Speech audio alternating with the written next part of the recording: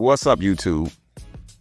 My name is Michael Anthony, a music producer and songwriter, and now I have become a singer. I've been in the music industry, I guess a little over 30 years, and pretty much started when I was 17 years old. And what I want to talk to you about today is making money in the music industry in the 21st century. Now, I'm just like the rest of you guys. Most of us are money strapped, right? We constantly have to try to pull a rabbit out of a hat. Okay, the music industry, it's no difference. And I think that's why you might have heard artists referred to as starving artists.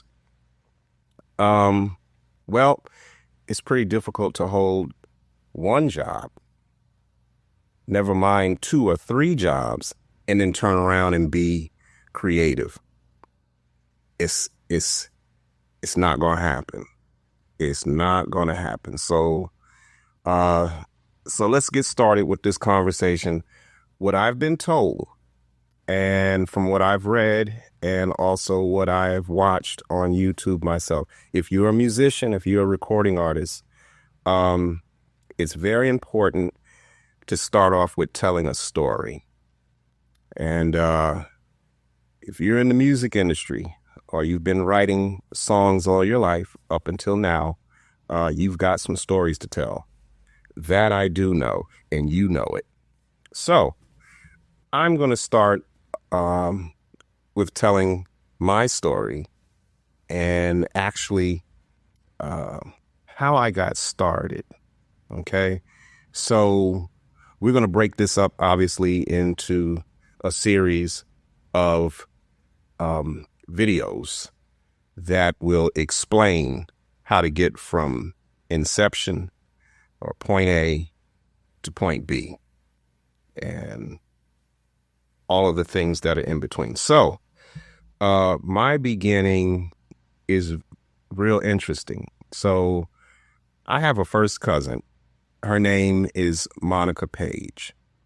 And Monica, and this is going back some years, she was the first female vocalist to win on the very first season of Star Search. A lot of you that are 20 years old and younger probably have no idea what I'm talking about, but that's okay. And matter of fact, for all of you young guys and girls that are out here that are in the music industry, you definitely want to follow this series, because if you're lucky, you're going to get old. Okay, so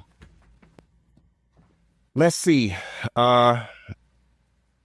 I believe the year was either 1968, 69, or 70. And I'm going to tell you a story of how I met Stevie Wonder. So Monica, she was singing with a group called the Voices of East Harlem in New York.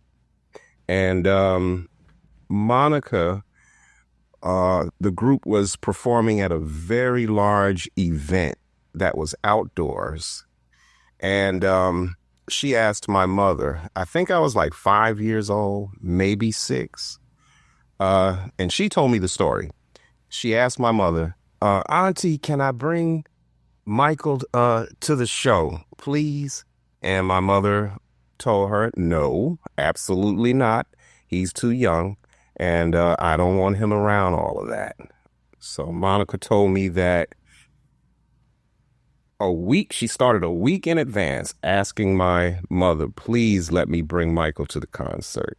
So each time my mother would tell her no.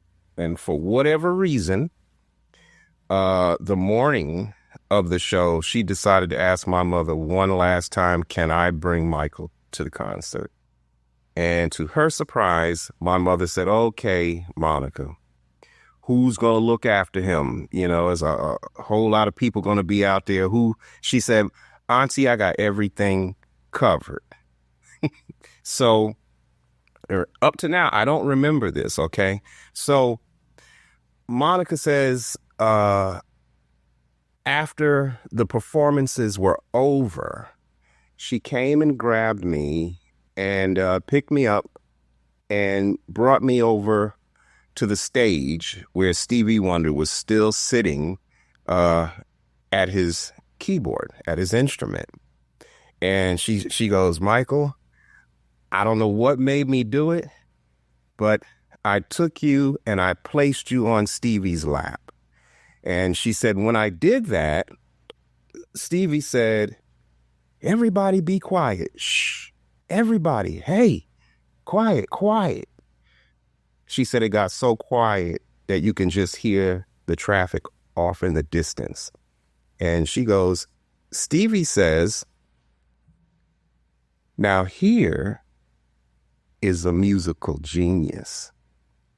And she said he turned me around and leaned me towards the keyboard, and I played a couple of notes on Stevie's keyboard. She said, then he lifted me up in the air. She grabbed me back, and everybody that was there started clapping. So years later, I was Left Eye's CEO, Lisa Left Eye Lopez from TLC. And I was recording, I was in the studio recording some music for Lisa and Andre Rison, if you remember Andre Rison.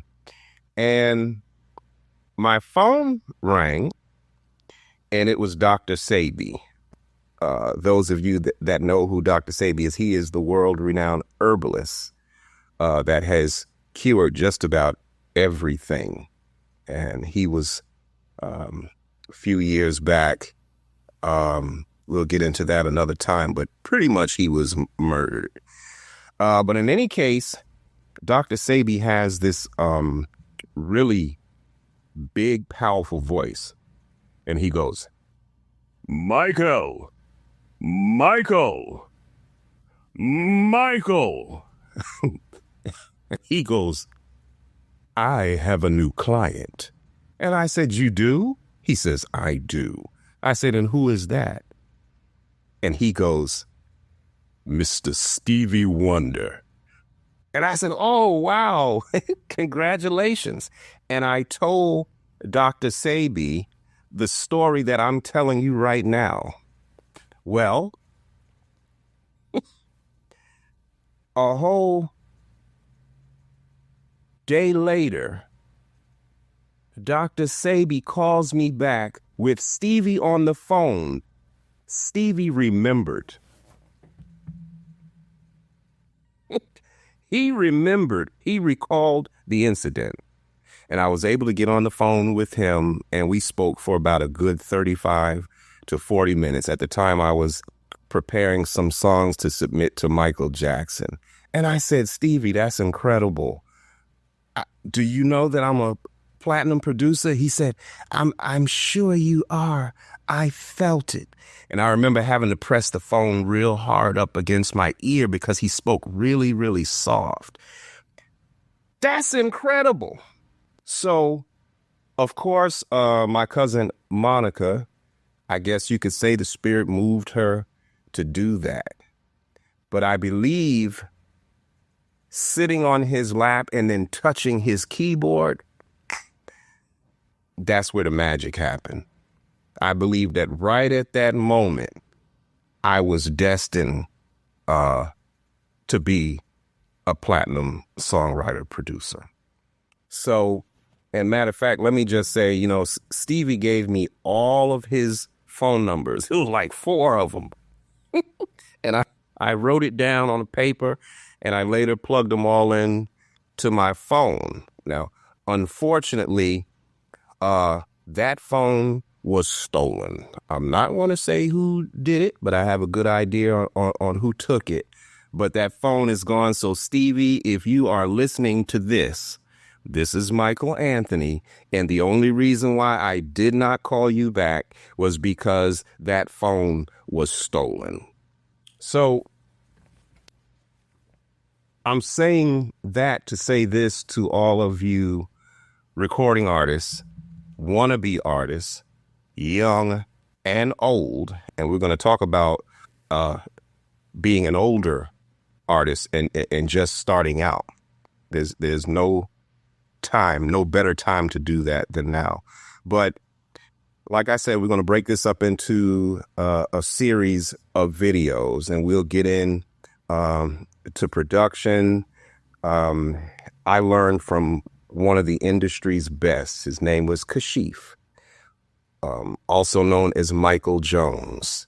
One of the first hits he wrote was a song by the group BT Express. He was with the BT Express, and it was oh, come on and do it, do it, do it till you're satisfied, whatever it is. That was Kashif, and he had produced Whitney Houston. He put it this way: Kashif was a giant producer before producers were known as a thing. And I believe that really started with kind of like Teddy Riley, Babyface. You know, there was a time right before that happened where production was a huge item. That's what Kashif was. So that's my story, and I know all of you have a story, and it's very important for you to tell that story. It gives people a little background into you and your beginnings. And so until the next video, go ahead and click subscribe and all those good things that everybody says in every video to do, and make sure you hit the bell so that you will receive a notification each time I upload another video.